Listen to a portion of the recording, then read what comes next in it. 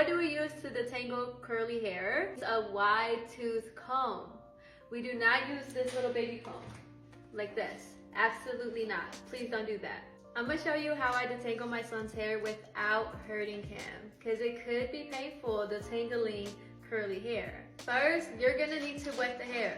Always wet the hair, especially when you have curly hair, you always have to wet the hair. We're gonna part the hair into 4 parts. So we're gonna have 2 in the front, 2 in the back. It's always best to work in sections because it's just easier. If you wanna go ahead and tackle the whole head, do you, but I'm not gonna do that. Put each section into a liga or like a rubber band, just to get it out of our way. Bam, easy. Now we're gonna do the other 3 parts. I did the other 2 and I left 1 section out so we could go ahead and work with this one. So again, we're gonna make sure that it's wet in case it dried up during this whole process.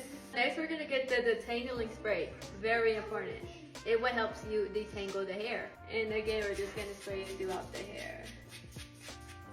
So now it's time for the actual detangling part. And what do we use to detangle curly hair? A wide tooth comb.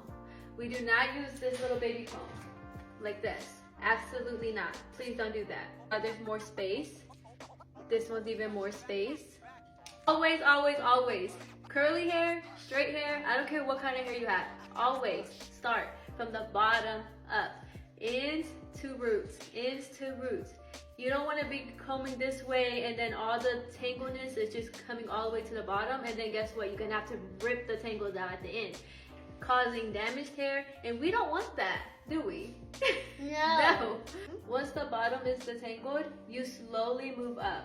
Okay, grab some more hair. We're going to go more up. It definitely takes a little bit of time, but you have to get it done, right? Even though we part it into 4 sections, if you need to part it a little bit more as you go, you could do that. So I got this one fully detangled, and now we're just gonna move on, and we're gonna do the same thing to each section.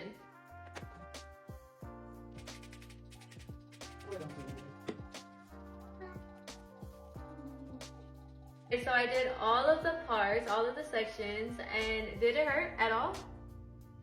No. So this is how you detangle your curly haired child's head without hurting them, okay? They do not need to be sitting here screaming and crying because their head hurts. And my son is very tender-headed. And the fact that it didn't even hurt him at all, enough is said. See you later, guys.